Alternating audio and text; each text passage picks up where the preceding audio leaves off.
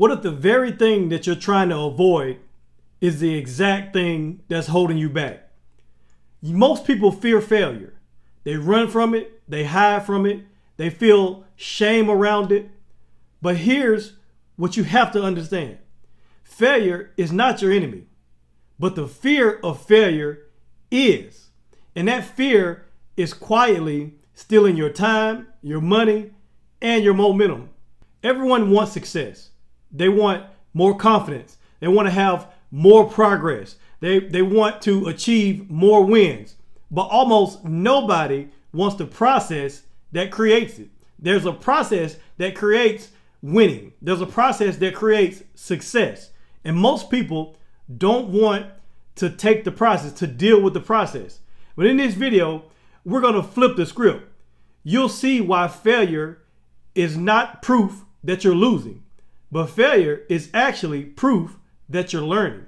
And by the end of this video, you'll understand why the people who succeed the most fail the most.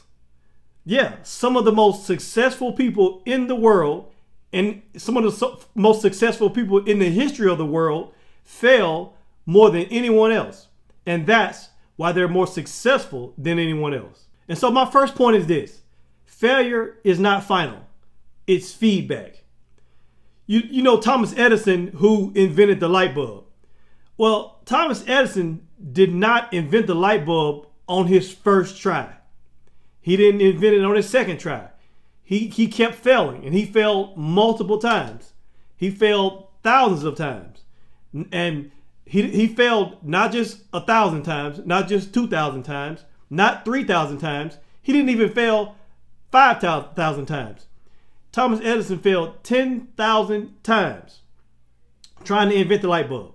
He had 10,000 failures trying to invent what we now don't even think about. We don't even think about light bulbs right now, because that invention, at that time was an amazing invention. But now we don't even think about the fact that we have light. And he failed over 10,000 times trying to invent the light bulb. And when people asked him, why didn't he quit? Because he failed so many times. Like, why didn't he quit at 5,000? Like some people would have quit at 10. But why didn't he quit at even when he got to 10,000? And he said, I didn't fail. See, everybody said, like, why didn't you quit? Because you failed a lot. And he said, no, I didn't fail. See, he reframed it. He said, I did not fail. He said, I found 10,000 ways that it didn't work. 10,000 ways that it wouldn't work. He reframed that whole thing. And that's what made him get to 10,000. Because when he was at 1,000, he kept reframing and say, okay, I've learned 1,000 ways that it doesn't work. And then when he got to 2,000, he said, now I know 2,000 ways that it don't work. And so he kept going. And so what he was doing was he was gathering data. He was gathering all the data of all the ways that it wouldn't work. And eventually you're going to find the way that it does work if you stick with it. And so each failure told him exactly what to try next and what not to do. And so whatever he did, he said, okay, I'm not doing that anymore. And he tried the next thing. And so the takeaway is, failure is not saying that you're done. It's just saying that you need to adjust and advance. That's exactly what Thomas Edison did. He adjusted and then he advanced to the next try. And so if you treat failure like feedback, then it stops being fatal. It stops knocking you out. And when you treat it like feedback, it starts to become useful. Useful for what? Well, useful to help you find the right way to do it, to help you find the right solution that will work eventually, as long as you don't give up. My second point is this: failure builds strength that you cannot borrow. Because confidence is not given. You can't borrow somebody's confidence. Nobody else can give you confidence. Confidence has to be built, and it's built through doing the thing. You build your confidence by doing the thing. You build your confidence by taking action. Think about a child learning how to walk. When a child learns how to walk, they don't just stand up and walk perfectly the first time. They don't just stand up and just take off walking like they've been doing it all their life. They don't do that. They first of all, they crawl and they try to figure out how to stand up. And then before they can even figure out how to stand up for a few seconds, they fall. And they just keep falling. And they wobble and they fall and they cry and then they stand up again. Like, if you think about how a child learns how to walk, they don't give up. They just keep doing it. You've never seen a child give up on walking. Like, you've never seen a child say, you know what, this just walking thing just ain't gonna work. I just quit. I'm just gonna sit here for the rest of my life. Nobody does that. And so that lets you know right there that we're not born with fear. Like, we don't come into this world with fear. But it's after being in this world that all the crap and craziness in this world starts to layer on all the fear. Like, we don't come into this world full of fear. We learn how to be afraid. We learn fear. And so a child just keeps going, keeps trying. After they fall, they keep going. And so if failure, if like falling meant that they'll fail forever, then no one would ever walk. But that's not the case. And so every fall builds balance. Every stumble builds strength. And so the takeaway here is success is not built by avoiding failure. It's built by surviving the failure. Because when you can survive all the failure that you go through, that's when you can get to success. And so failure trains you, but comfort weakens you. My third point is failure exposes fear, and fear is the real problem. See, the real problem is fear. It's not failure. That's not the real problem. The real problem is the fear associated with the failure. There's a famous experiment where people were asked to solve puzzles, and some of the puzzles they had were almost impossible. But the people who believed in their efforts, and they believed that their efforts mattered, they kept trying. They kept trying longer and longer. But people who had a fear of looking dumb, they quit. And see, that's the problem. A lot of people are scared of failure because they believe that the failure makes them look dumb. They believe that the failure assigns some label to them, like they're not smart, they're dumb, they're stupid.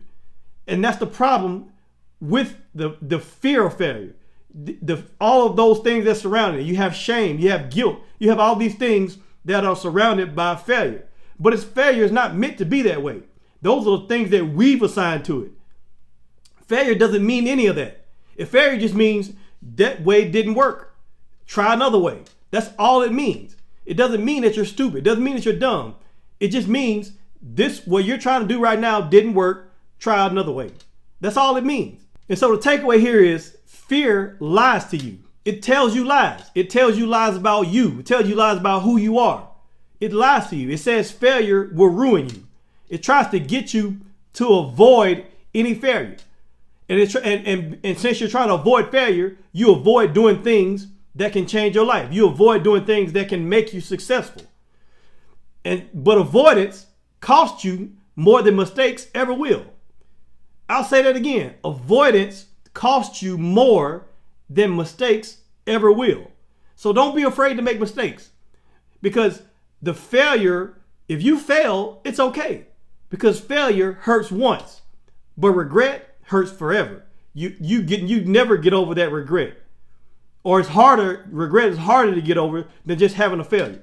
My fourth point, every success story is built on early losses, early failures. Anybody that you see that's successful, they had some losses and failures in the early parts that you don't see. You don't see those early parts. They don't show that. They don't show those early days on their Instagram. They don't show all that.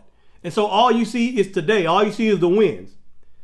But you don't see the wreckage underneath it. You don't see all of the, I heard someone say once, I think it was Dave Ramsey, said that he said, yeah, I'm successful, but I'm successful and you see me standing tall, but I'm standing on a pile of my failures.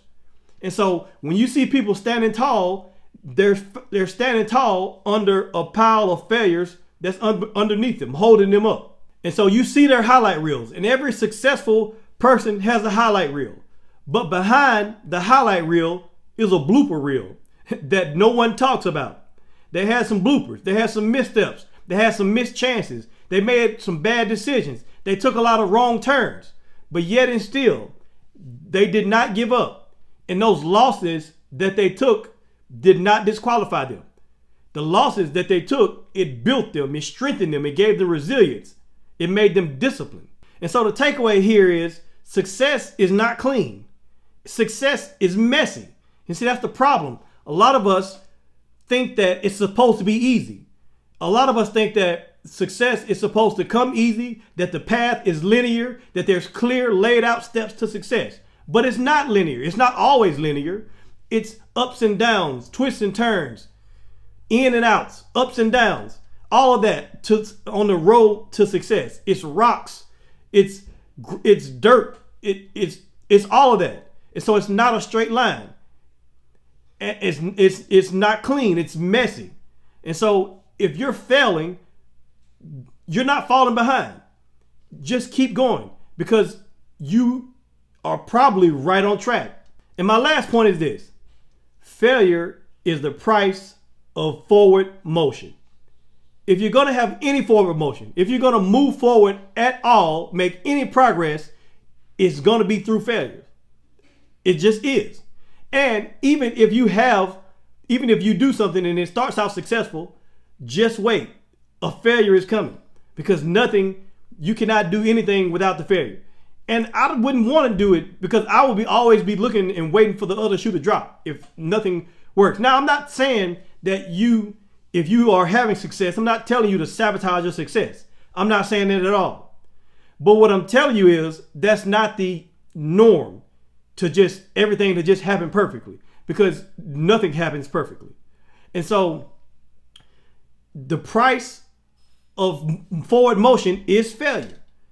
And that's why people stand still, because they think standing still feels safe. It makes them safe, but it doesn't. It just, standing still costs you the most. And so the takeaway here is progress requires risk, and risk includes failure. And so no failure means no movement. No movement means no success. And so I hope this was helpful for you. If this message hits you, here's your next step. Stop asking, what if I fail? And start asking, what will I learn? What will happen once this works? Those are better questions. The questions like, what if I fail? What if it doesn't work? Those are not the right questions. Better questions are, what will I learn from this? What will it be like when I succeed? Those are better questions. Those are empowering questions. And so if you want to grow faster, think clearer, and stop letting the fear slow you down, then subscribe to this channel so that you can get more videos just like this. That's all I got for this video. Hope this was helpful. Thank you for watching, and I'll see you in the next video.